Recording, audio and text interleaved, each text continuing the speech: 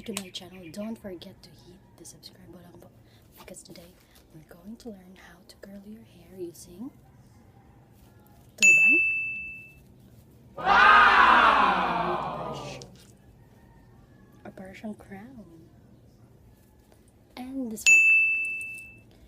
Familiar naman siguro kayo nito, no? Hindi naman to bracelet.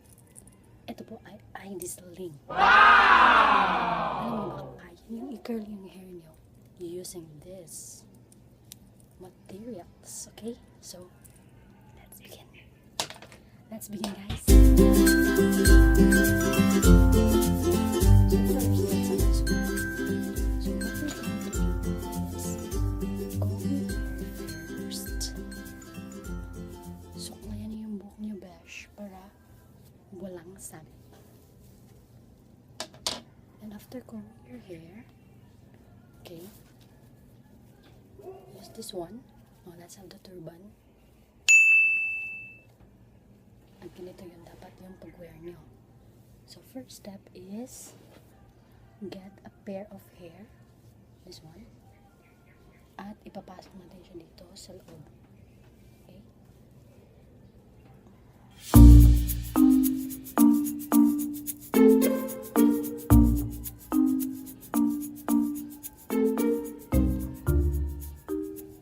Yan. And then, di ba, ito yung pinasok natin kanina.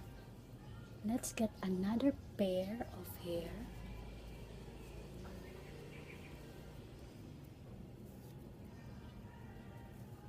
Ito, bagong pair. At ipag-join force mo na sila, bash. Wow! Magtagpong mga landas nila. And then, repeat the same process. Okay.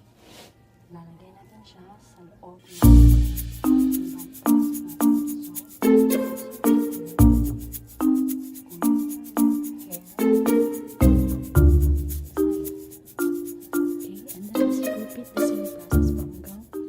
matapos kayo at maubos ng buhok mo na parang kang empanada.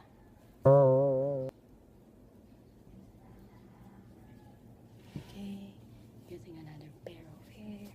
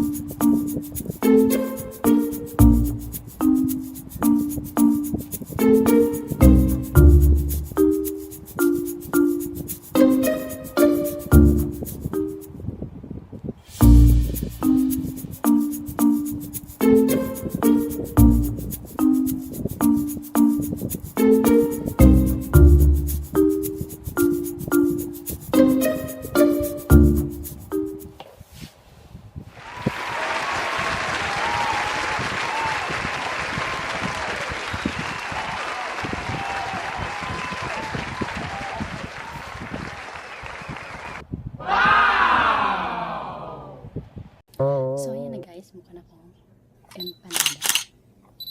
Ayan. And you just have to leave it for 30 minutes. Or higit pa sa 30 minutes.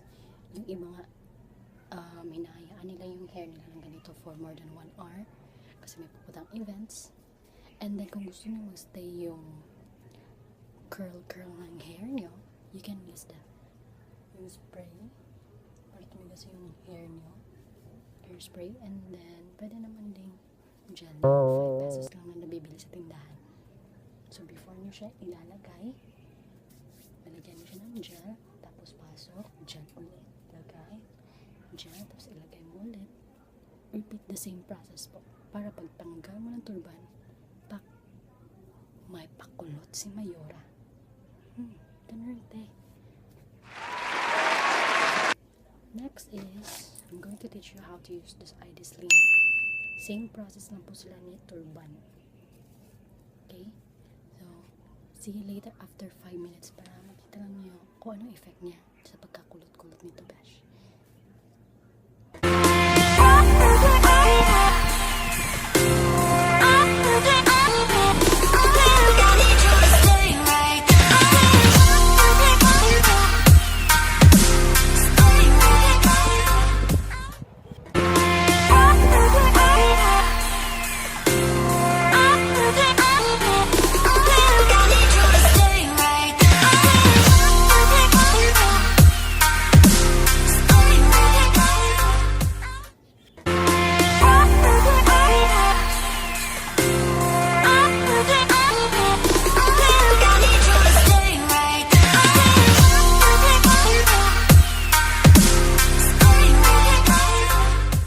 But since yung next time siya hindi siya umabot ng part o higit pa, kaya hindi pa syadong emphasize yung kulot niya, pero ganyan yung effect niya, Dash. So, same process lang sila ni ID Sling. So, kung wala kang turban, you can use your ID Sling. Yung Dash.